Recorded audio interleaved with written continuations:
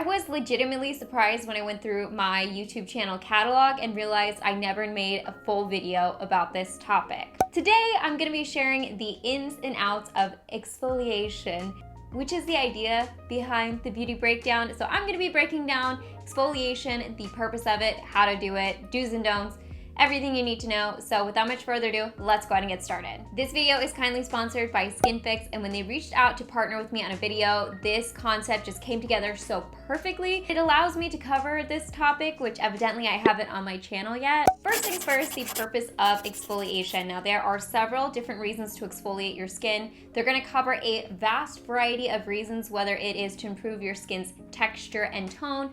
It'll help with any pigmentation issues you might be experiencing. If you have acne-related issues such as breakouts or milia, exfoliation will help break down the dead skin cells that usually cause that type of irritation or inflammation on the skin. Long-term and consistent use of exfoliation also encourages the production of collagen in the skin, so it's great for anti-aging purposes.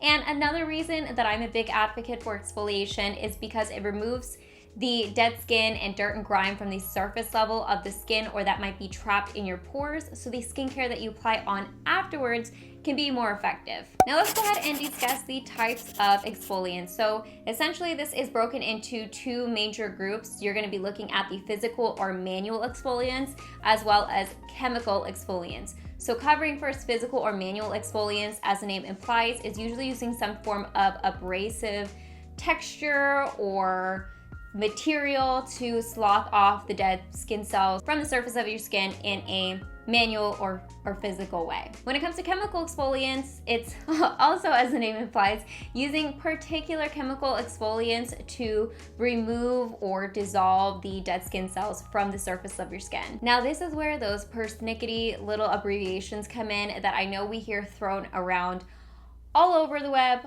all over skincare chat, which is usually AHA, BHA, and PHA. Now I mentioned my series skincare shorts at the beginning of this video, and I am going to go ahead and put one down in the description box below to reference, because I did go more into the idea of AHA and BHA and the major differences between them. But if you want to just stay in this video, I'll go ahead and explain them very quickly. So AHA stands for alpha hydroxy acids, and popular forms of this are typically found in the form of glycolic and lactic acid.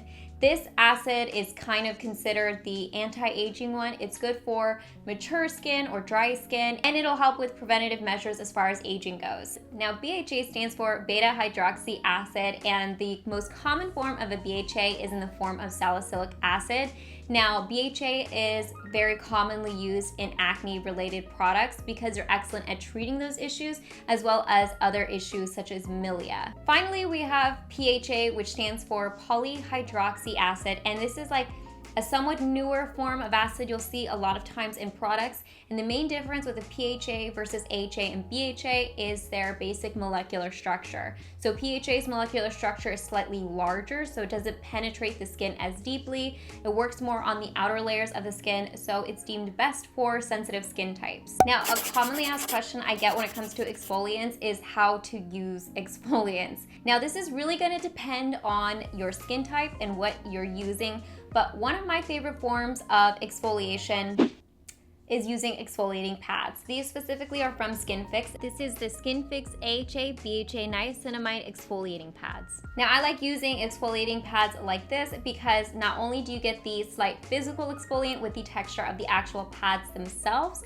but you also get multiple different types of chemical exfoliants, so you're getting the benefit of using the different kinds in a form that is not going to irritate your skin. This does contain the two types of AHAs that I mentioned, 5% glycolic acid as well as 5% lactic acid. It also contains a 2% BHA and a 2% niacinamide. So besides all of the benefits from the chemical exfoliants that I mentioned, that 2% niacinamide is going to help brighten up the skin tone. It's gonna help with dullness, and in general, it'll enhance the overall glow of your skin. Now, when it comes to exfoliating, I like to use something that's easy to incorporate into my skincare routine. So essentially how I use these is I cleanse my skin like I normally would, and then after I come out of the shower or wherever I washed my skin, I go ahead and use these immediately on pretty much like skin that has been pat dry. Now with a very light touch, I do swipe these over my skin and on areas that are more trouble areas for me. Typically that is around my nose or on the bridge of my nose where I get blackheads,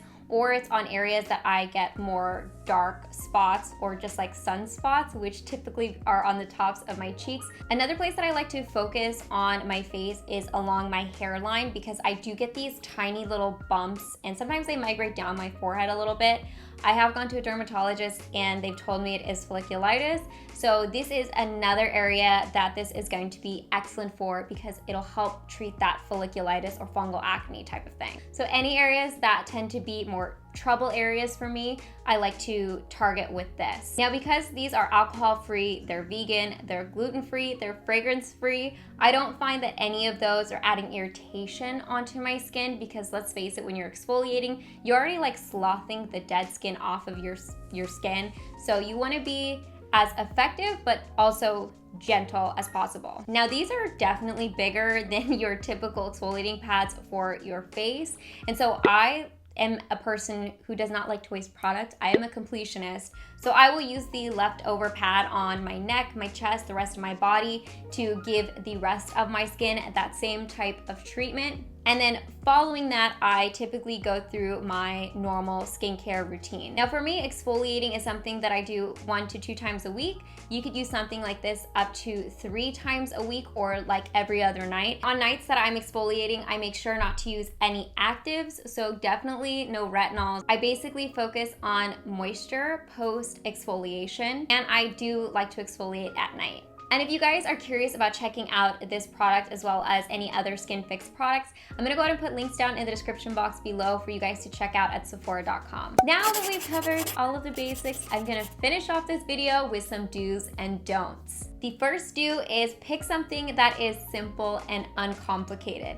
I realize in talking about this topic, it does seem to get a little overwhelming, even though I've tried to like break it down as much as possible. But realistically, as long as you have the appropriate product, it can be simple and easy to integrate into your skincare routine. Don't over exfoliate your skin. I cannot emphasize this enough, because I know how satisfying and tempting it can be to just go ham on your skin. But oftentimes the most common reason for skin irritation or the breakdown in the integrity of your skin's barrier is from over exfoliation. So definitely be consistent, but don't overdo it. When in doubt, always build up. So exfoliate 1 time a week, see how that goes, and then work your way up to 2 or 3 times a week if you feel like your skin needs it. My next do is wear sunscreen. Even if you're exfoliating at night, sunscreen is important to wear the next day. Anytime you're exposing your skin to the sun, you need to be wearing sunscreen, or at least do your best. This next don't is like an overemphasis of my previous don't, meaning don't overdo it or apply too much pressure. Again, I know how tempting it can be to like really get in there, and it's just that like physical satisfaction or like stimulating satisfaction you get when you exfoliate your skin like that. But again, it's always best to be gentle and work your way up. Do exfoliate your body. Like I mentioned with these Skin Fix exfoliating pads, I like to use whatever's left over on the rest of my body. But that's the thing I find that at least I tend to neglect, is when I focus so much on my face, the skin on my body tends to get a little bit less treatment. So be sure to exfoliate your skin. I know, especially for me, I tend to get those like bumpy chicken skin type of things. So exfoliating definitely helps smooth out the skin on my body and just overall makes me feel like soft and buttery. Never thought I'd explain my skin as like buttery. My last don't is don't exfoliate on already irritated or angry skin. Just don't do it. Just trust me on this one. You don't want to do it. Pretty sure I've done that before, but don't. Anyways, guys, I hope you enjoyed this video. I miss doing like my skincare shorts or like condensed skincare topics where I feed you guys the information you need to know without overcomplicating it. So let me know if this is something that appeals to you guys, or maybe some other skincare topics you guys would like me to cover. As always, I hope you guys are happy and healthy, and don't forget to rate, comment, subscribe, share with your friends and family, hit that notification bell, and I'll see you guys in my next video. Bye guys!